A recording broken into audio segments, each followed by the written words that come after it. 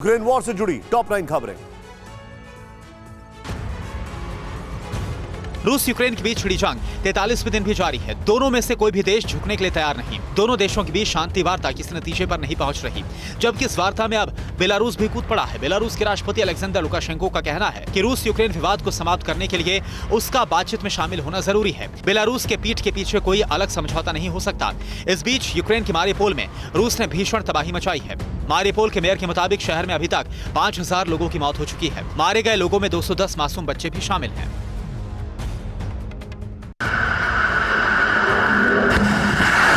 रूस पर सैंक्शंस को लेकर यूक्रेन और हंगरी में टेंशन बढ़ गई है और यूरोपीय यूनियन में फूट दिखने लगी है। यूक्रेन के विदेश मंत्रालय के प्रवक्ता ओलेग निकोलेंको ने आरोप लगाया कि यूक्रेन के खिलाफ हंगरी आक्रामक है और एक तरह से वो रूस की मदद कर रहा है। यूक्रेन ने जिस क्रूरता के लिए रूस को जिम्मेदार ठहराया है, उसका हंगरी समर्थन नहीं कर रहा, जिसका मतलब ये कि वो रूस को नए क्राइम के लिए बढ़ावा दे रहा है, जिससे यूरोपियन यूनियन की एकता खतरे में पड़ गई है। इसी हफ्ते विक्टर ऑर्बन हंगरी के नए प्रधानमंत्री बने हैं और वो रूस के राष्ट्रपति व्लादिमीर पुतिन के समर्थक माने जाते हैं।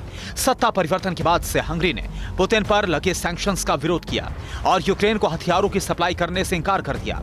यहां तक कि हंगरी ने रूस को गैस के लिए रूबल में भुगतान करने पर भी सहमति जता दी है।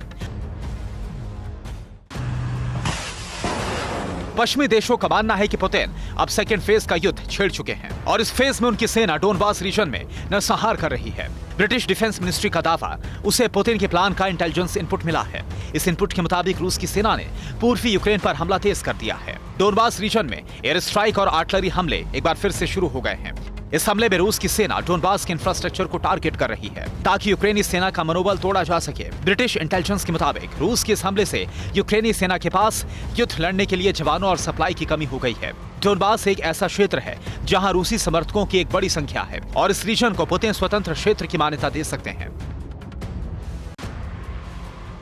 जर्मनी की इंटेलिजेंस एजेंसी BND ने दावा किया कि उसने रूसी सोल्जर्स के ऐसे मैसेज इंटरसेप्ट किए हैं जो पुतिन को वॉर क्रिमिनल साबित कर सकते हैं।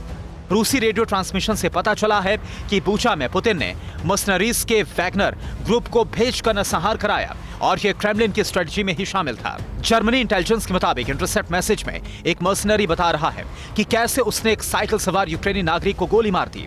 इस ऑडियो मैसेज को जर्मन पार्लियामेंट में सुनाया गया, जिसके आधार पर जर्मनी ने पुतिन पर करारा हमला किया और कहा कि बूचा के जिस नरसंहार को रूस की सेना स्टेज मैनेज्ड और फ्रॉड बताने की कोशिश कर रही है। परवाह देश की, सोमवार से शुक्रवार रात 10 बजे TV9 भारतवर्ष पर।